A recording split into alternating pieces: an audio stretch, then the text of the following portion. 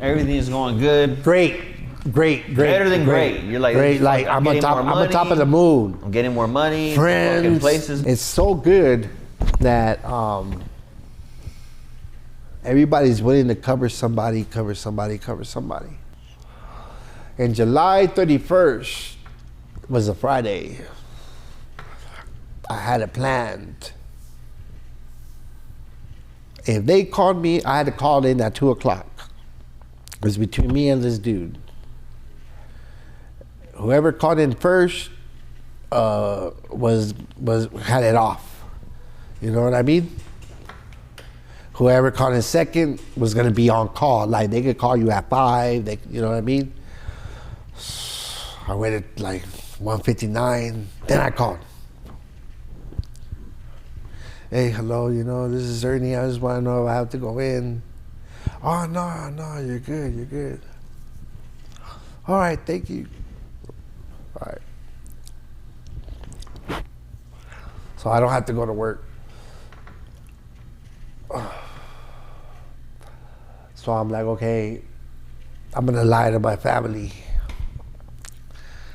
I'm gonna lie to my 2 daughters and to my wife because I've been to Silk City 3 times already this summer.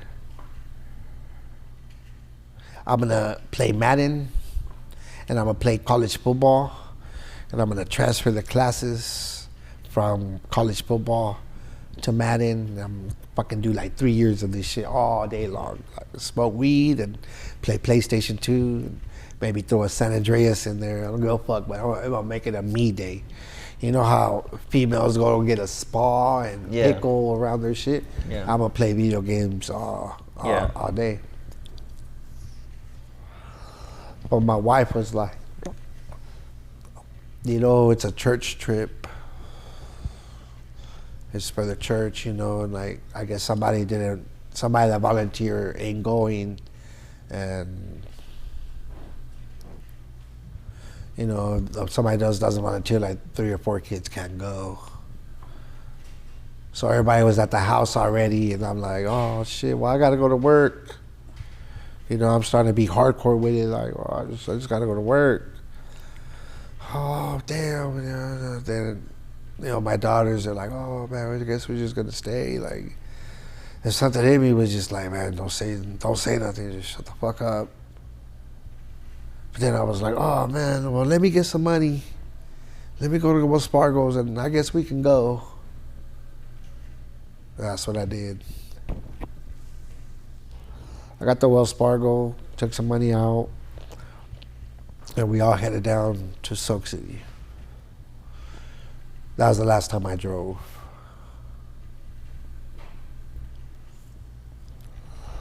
July 31st, it must have been about 1 o'clock. Maybe less, maybe around 12 something. We get to the park, pay everything, we're all in there. I go on a couple rides, the ones you slide on your back with, and then the purple and yellow one. I don't know if you've ever been there. The funnel one? It goes like that. Yeah. And then I go on my on the last ride I ever got on, which was called the Coronado Express. I remember that ride. And it's one where you walk all the way up. Yep. And it's a raft. Yep. And it has I think it had like 3 or 4 people.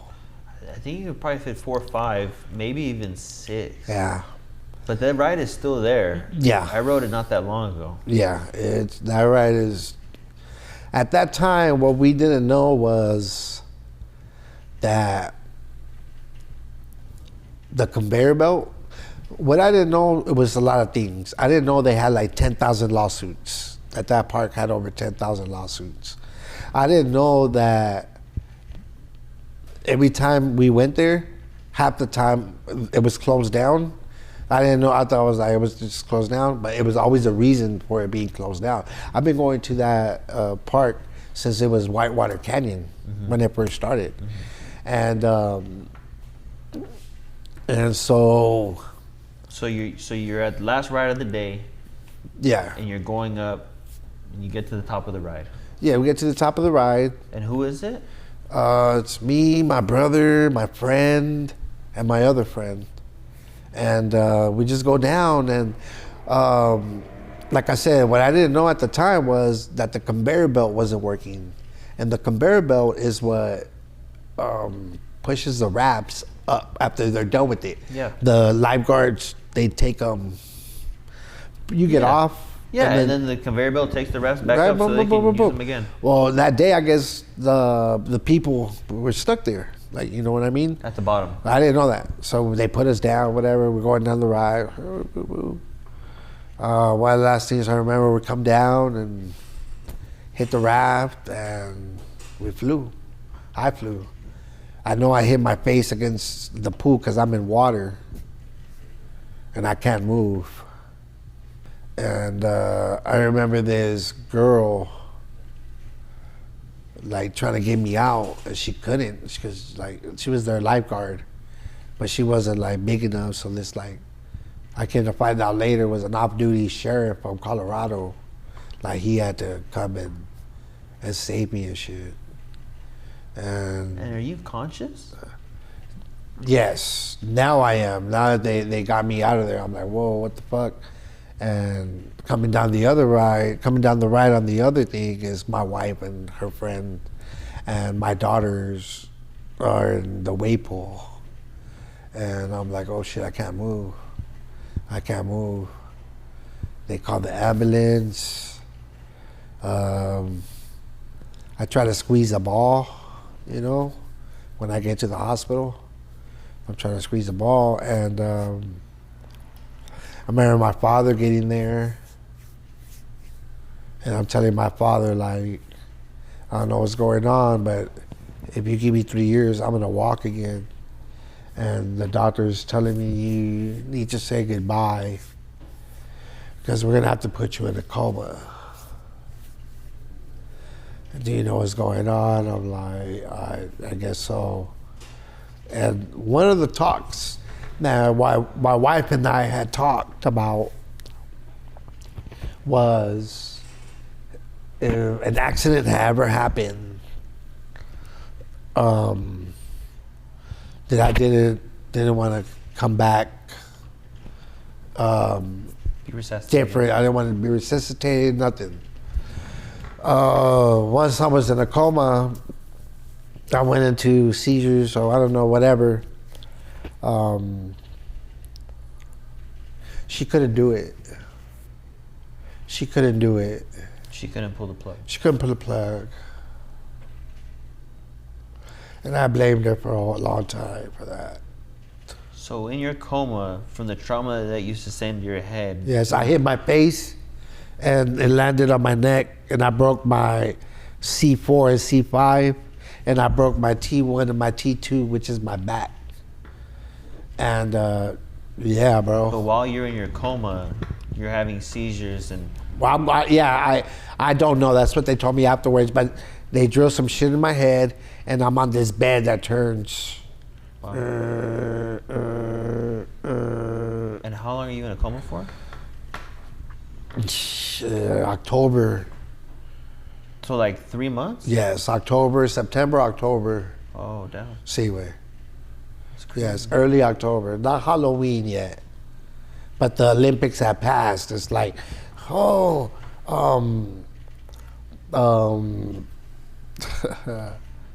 Michael Phillips has won 5 gold medals, and I was like, damn, I was winning. Like, I was like, that hasn't happened yet. Like, because I'm like still in the summertime. Okay, so yeah, so let's get to when you wake up from the coma. You wake up from the coma, and what do you remember? What do you remember about from when you woke up?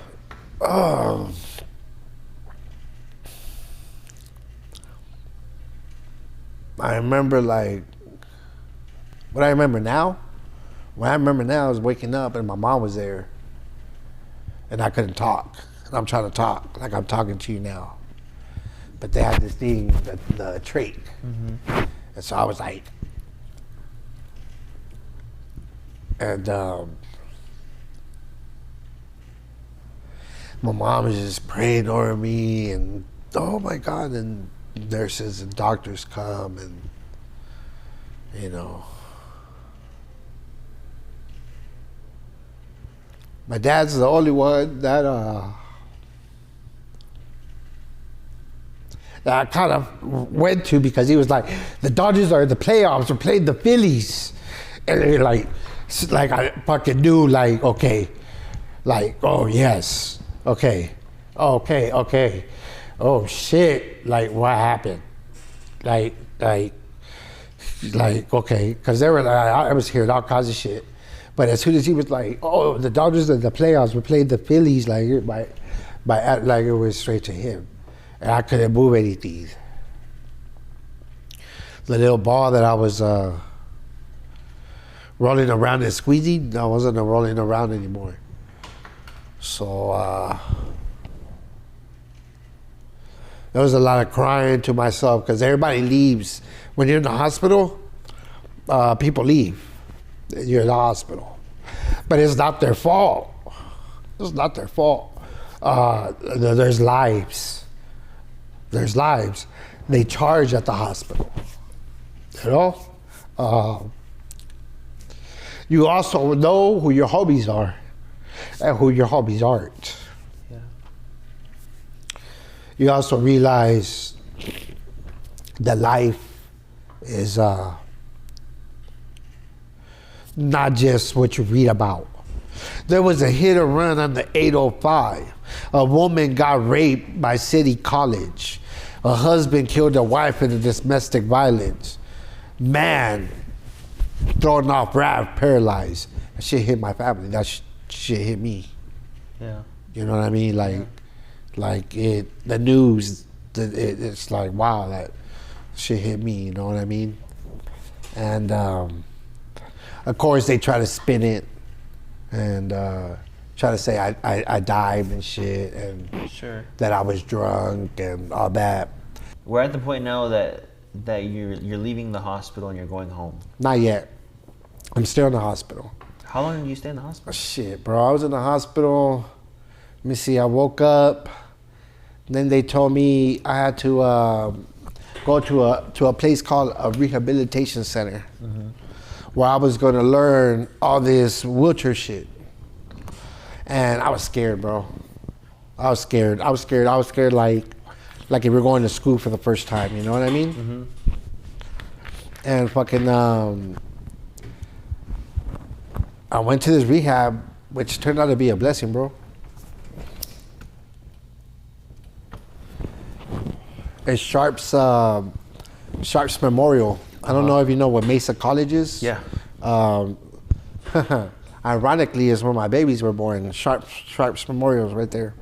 Sharp's Hospital or whatever. And this is the same hospital that all your treatments Bro, when I'm happened in my room, I can see where my babies were born. Oh, man, that's crazy. So I'm thinking,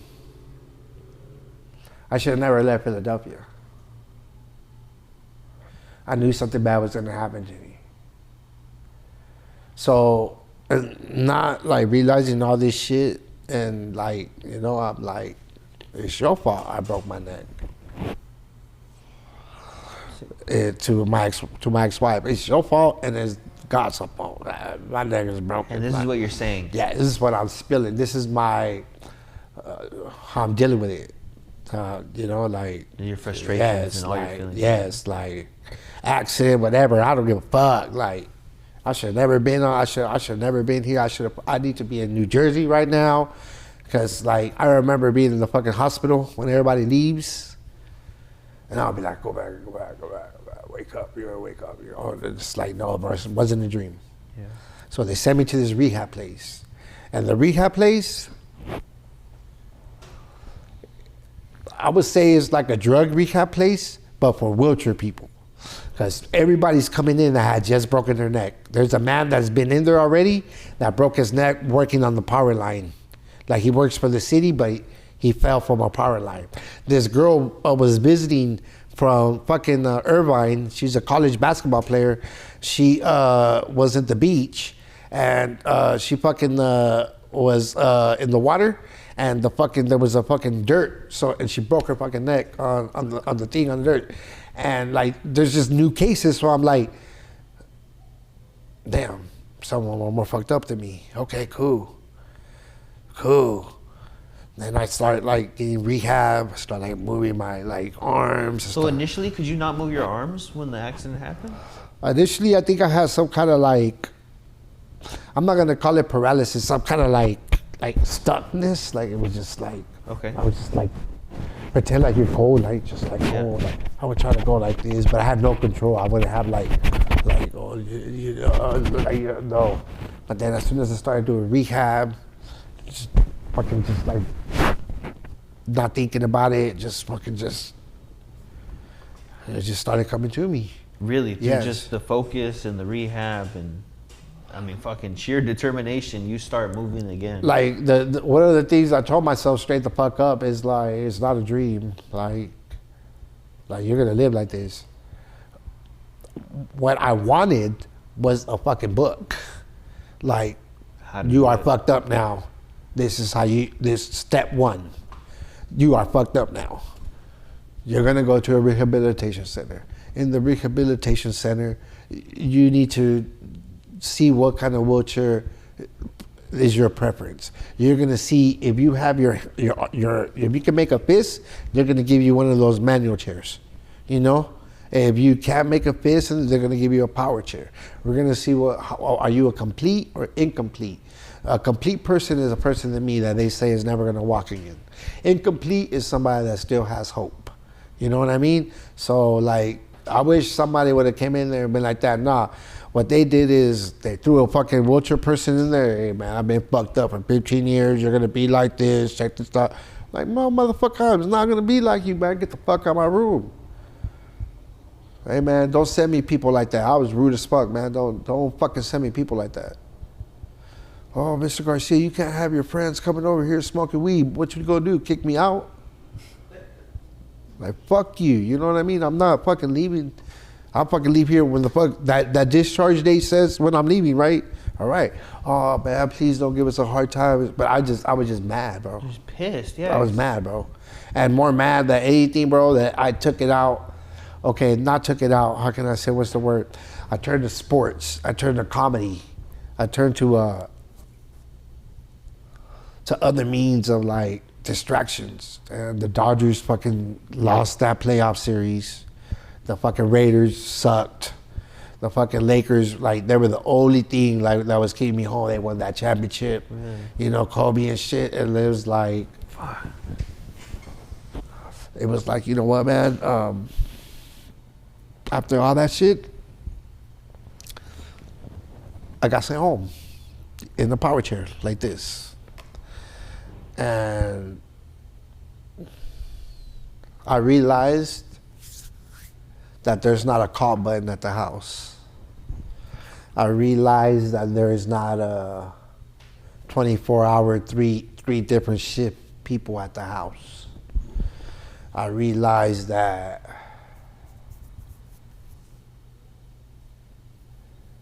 it was a change that I need to start saying, hey, can I get some water? Hey, can you help me do this? Can you help me do that? I needed friends to come help me and put me in the bathtub. You know, I had kidney stones, I still do, so, you know, I needed to get up a bag and analyze my urine. Is it good urine? Is it bad urine? Oh shit, I gotta go to the hospital.